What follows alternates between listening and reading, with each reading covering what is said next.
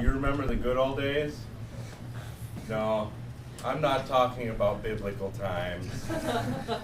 No, I'm not talking about the rise of imperialism either. I'm talking about the late 1960s, when guitar heroes were edgy, sexual, intense, and not afraid to show it. Guitar gods like Jimi Hendrix and Pete Townshend ruled the world because of their groundbreaking stage antics. Today, I want to show off some of these flashy guitar moves that have left past and present generations of concert goers speechless.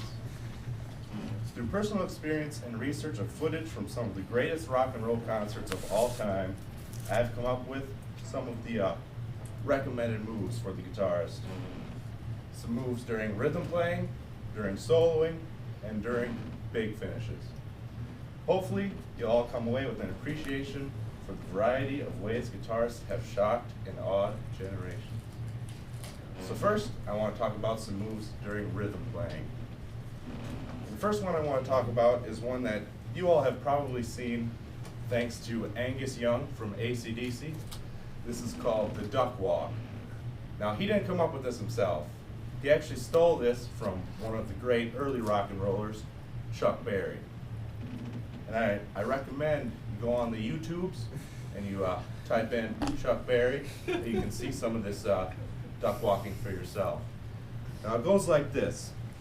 One leg is a little bit in front of the other, and then you kind of use the momentum of that leg to hop forward, if you will. So it looks like this. Now it's pretty easy until you add in the guitar. Especially certain AC/DC songs like Highway to Hell. The riff doesn't really go along too well, but some practice you can get.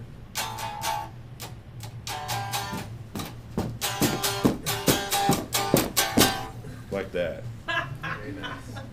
The next move I want to talk about is something called the windmill, which was popularized by Pete Townshend in the late 1960s. This is pretty self-explanatory. You take your picking hand, extend it, bring it around, and hit your chord. Now it's easy to do one of these in a row, but Pete Townshend would often do 10 or 12. Now I can't do this. Instead, I do a sort of reverse hybrid windmill when I play. Just kind of bring it around, hit it once, then come back again, hit it again. Also, during your rhythm playing, you want to interact with the other band members. It makes it look like you're having a good time. You got your lead vocalist over here hogging the mic. Comes time for the chorus, you gotta get up in his face and sing along, even though you're the guitarist, you can't really sing. Sometimes you go back and look at the drummer like this and pretend that you can keep a beat better than him, you know, things like that. Go over to the bass player and do this number, you know. It's a good one. Next, soloing. The most important thing about soloing is showing the intensity. So you're gonna be doing huge bends, it's rock and roll, things like this.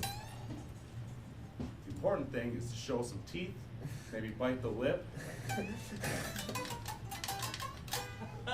You want to dig in. Sometimes it's appropriate to go back instead of forward with an open mouth.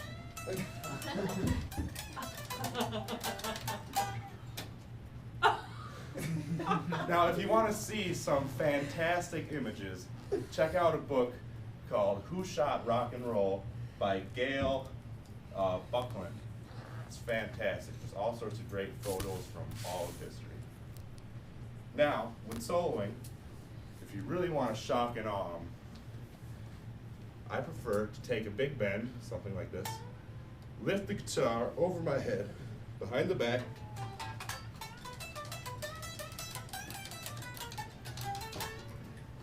make sure you turn around and show the audience what you're doing. Works every time. Start out the same way. Bring the guitar up to your face.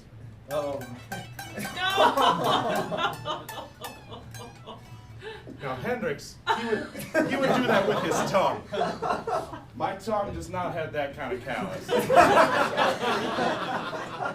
I use my front teeth. Use my front teeth and let the fingers do most of the work. All right. Now it's time for your big finishes. Of course, you know, you have just hitting the same chord just over and over again. You need something more. You need something, you know, drop to your knees. Now once you're already on your knees, you might as well go for the back and do like the duck walk around. Something like this.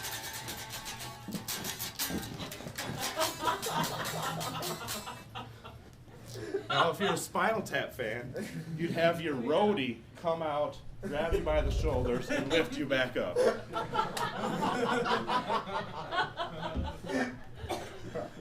All right. If you are a singer/guitar player, you might go for the more simple mic stand guitar slide. Something like this. Oh no! Now, if it was amplified, it would be one hell of a ruckus. Last but not least, the destruction of the equipment. After your mic stand guitar slide, just throw it. It's cool. Smashing the guitar is important. Don't do the stupid Paul Stanley swinging around and then a bunch of lights go off and you act like you destroyed it. You actually have to destroy it. The most important part is not to hit on the side, hit on the face. This ruins the neck joint and just pandemonium.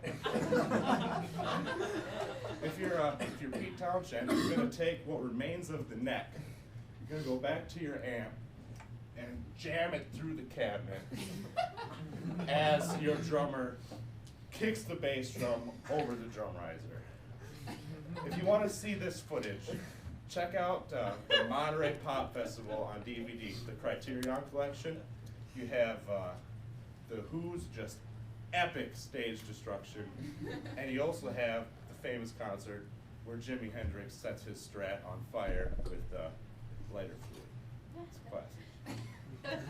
So this crash course in flashy guitar moves during rhythm playing, soloing, and big endings should leave you with a little more knowledge of how guitars have left audiences speechless.